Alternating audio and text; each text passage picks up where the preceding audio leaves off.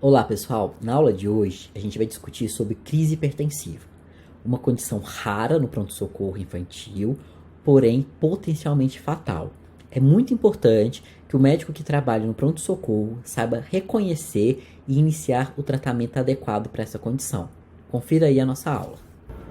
Olá pessoal, nessa aula a gente vai discutir sobre a crise hipertensiva. A hipertensão arterial é uma condição relativamente rara na infância.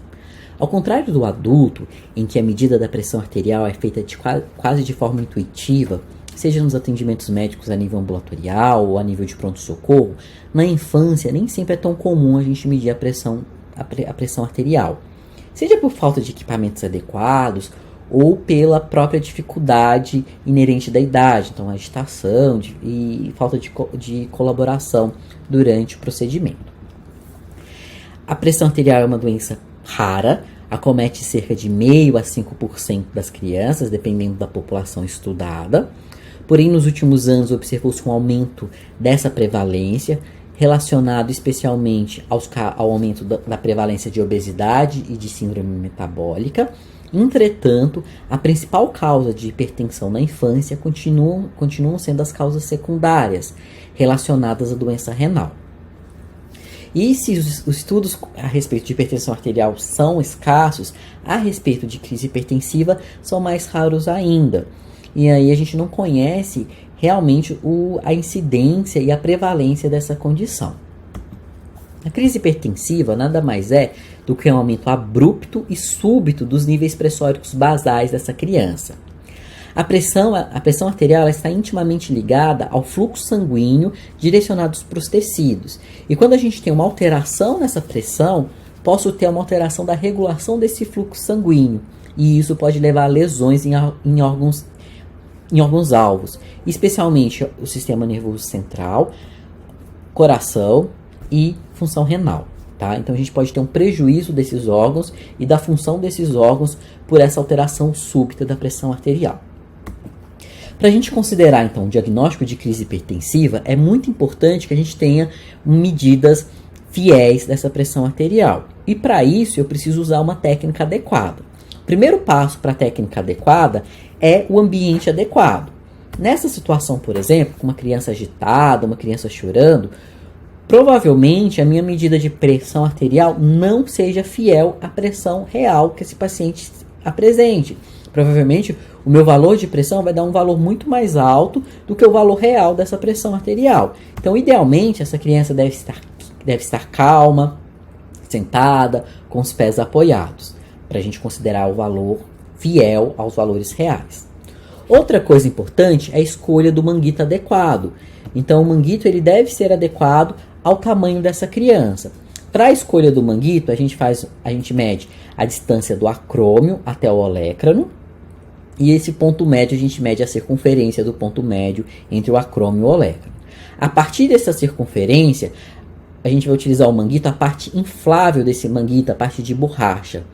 Ele deve envolver 80% dessa circunferência no mínimo e a largura deve corresponder a cerca de 40% dessa circunferência. Então, o manguito adequado é esse.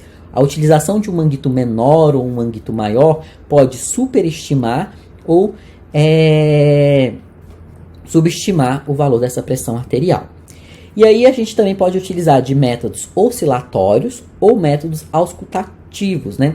Os métodos que a gente vai utilizar, a ausculta, o método manual, eles são mais fidedignos, porém na criança nem sempre a gente consegue utilizar esse tipo de método. E aí a gente pode sim, as diretrizes atuais permitem que a gente utilize os métodos oscilatórios, considerando que, se vier alterado, provavelmente eu preciso confirmar para um método auscultativo.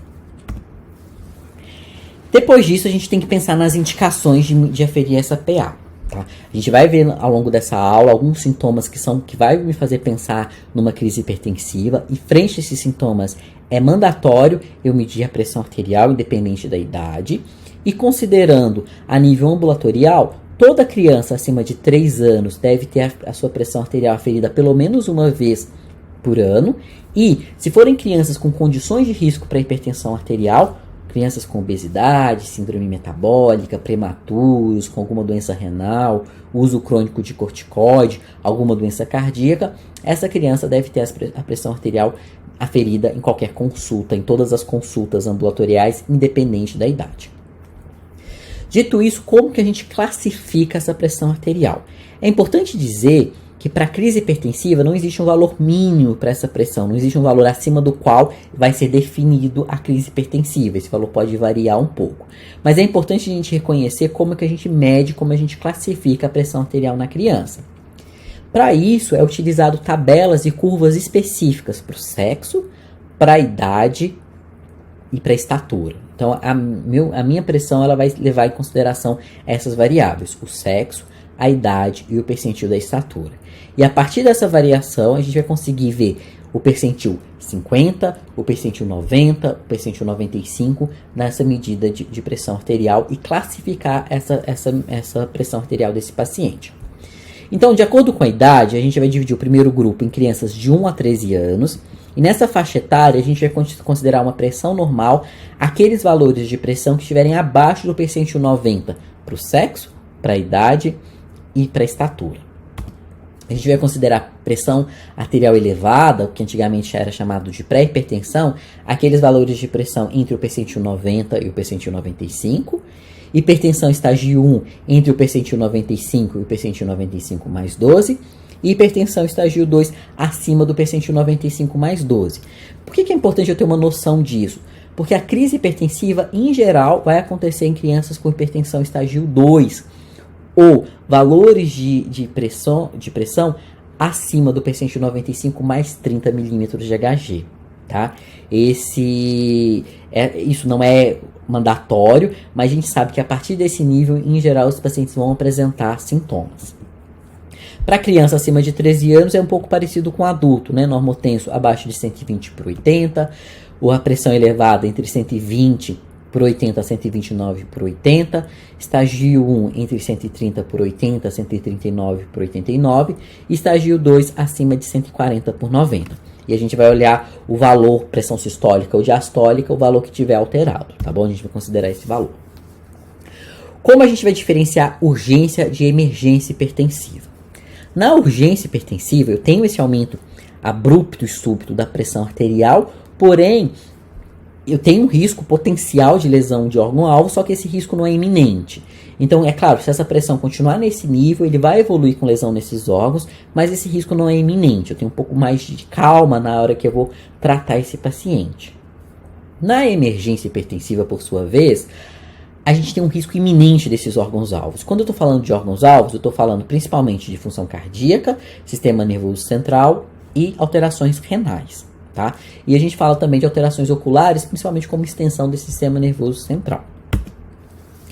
E aí, por que motivo essa criança ela fica hipertensa? Porque quais são as razões, né? Como eu disse, a principal causa de hipertensão na infância são as causas secundárias. E a principal causa de crise hipertensiva na infância também são as causas secundárias. A hipertensão primária raramente vai levar a um quadro de crise hipertensiva na infância. No lactente, a gente tem que pensar principalmente em alterações renais, como a estenose ou trombose de artéria renal, malformações renais e malformações cardíacas, como a coarctação de aorta. Na criança pré-escolar, a coarctação de aorta assume uma importância também, as doenças renais e a estenose de artéria renal. No escolar e no adolescente, as doenças renais são mais importantes. Lembrar da glomerulonefrite difusa aguda, causas de síndrome nefrítica. A hipertensão arterial primária pode ser uma causa, embora seja rara como causa de emergência hipertensiva ou de urgência hipertensiva. Qual que é o quadro clínico? A gente vai buscar no quadro clínico identificar sintomas tanto dessas causas, como eu disse agora, né, de uma causa de doença renal, alguma causa cardíaca, e também com alterações nos órgãos-alvos.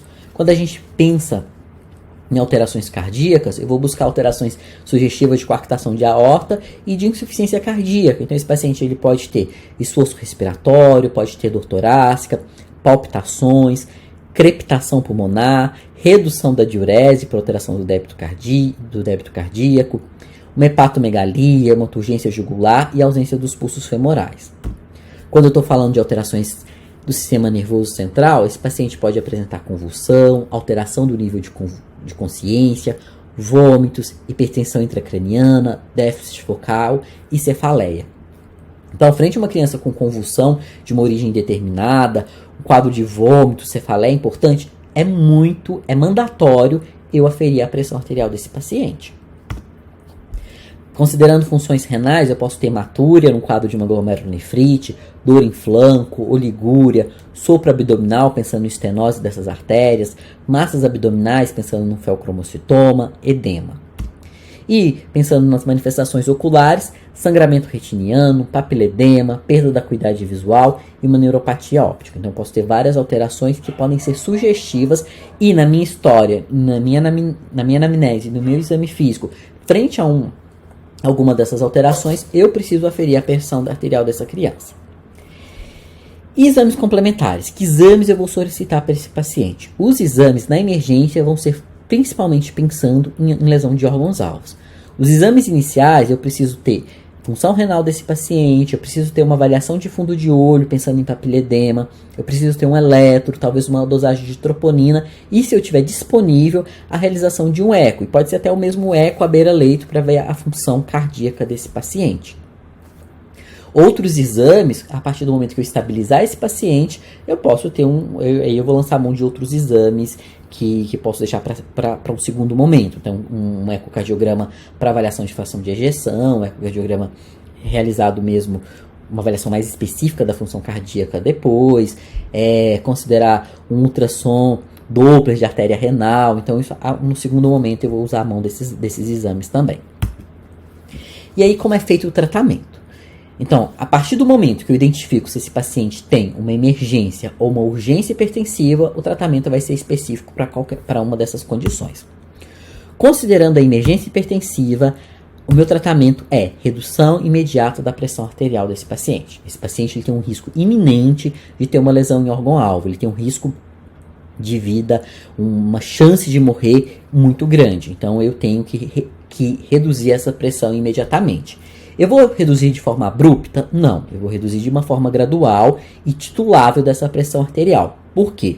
Se eu reduzir abruptamente, de uma forma abrupta, da mesma forma que subir de uma forma abrupta essa PA, eu altero o fluxo sanguíneo, uma redução abrupta também dessa PA pode alterar também os mecanismos reguladores desse fluxo sanguíneo e levar a um quadro de uma isquemia no sistema nervoso central ou nesse próprio órgão-alvo. Então, de forma geral, o que as diretrizes recomendam? Eu vou ter como objetivo, no primeiro dia, nas primeiras 24 até 48 horas, reduzir essa PA até o percentil 95, né, que a gente viu lá naquela tabela. E aí, nas primeiras 8 horas, eu tenho que reduzir esses valores que estiverem acima do percentil 95, 25% desse valor. Então, o valor de pressão arterial acima do percentil 95, eu reduzo esse valor em 25% nas primeiras 8 horas de tratamento. Para isso, esse paciente, idealmente, ele deve estar na UTI com uma medida invasiva de pressão, com uma pressão arterial invasiva, com medidas invasivas de pressão arterial. E vou utilizar para isso drogas intravenosas, drogas endovenosas e tituláveis, que eu possa titular essa dose. Então eu não vou fazer uma droga que eu faço em bolos, que vai ter um efeito em 12 horas. Não, eu vou fazer uma droga que eu posso titular, reduzir ou aumentar a infusão dessa droga de acordo com a resposta que ele vai ter ao tratamento. Quando eu atinjo o percentil 95, eu vou ter 48, 72 horas para normalizar essa pressão arterial.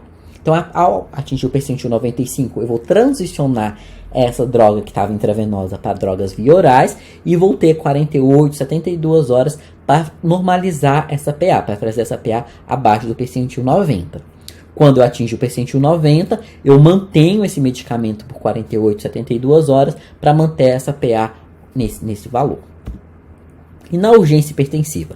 Na urgência hipertensiva, eu tenho um risco potencial de lesão de órgãos-alvos, eu não tenho um risco iminente. Como eu vou reconhecer? Talvez sintomas menores, uma cefaleia, vômitos, mas sem sinais de lesão desses órgãos-alvos ainda. E nessa situação, eu posso dar preferência para uma redução mais lenta dessa PA e para um controle mais gradual dessa pressão arterial. O meu objetivo também é atingir o percentil 95, mas nesse caso eu posso utilizar medicamentos orais e esse paciente pode ser monitorizado na enfermaria para o controle dessa pressão. Que drogas que eu vou usar? Isso vai variar muito de cada paciente, tá? A gente tem drogas orais, como captopril, clonidina, minoxidil, nifedipina.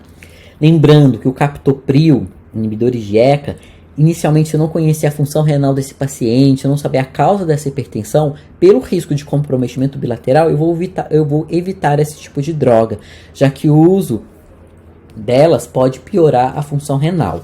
A maioria das diretrizes acaba colocando bloqueadores de canal de cálcio, se esse paciente tiver possibilidade de usar medicamentos de via oral.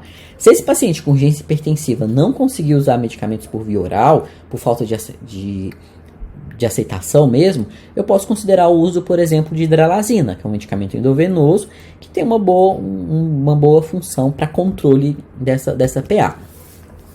Drogas endovenosas, tem o esmolol, hidralazina, fentolamina, furosemida, labetalol, nicardipina e o nitroprusiato de sódio.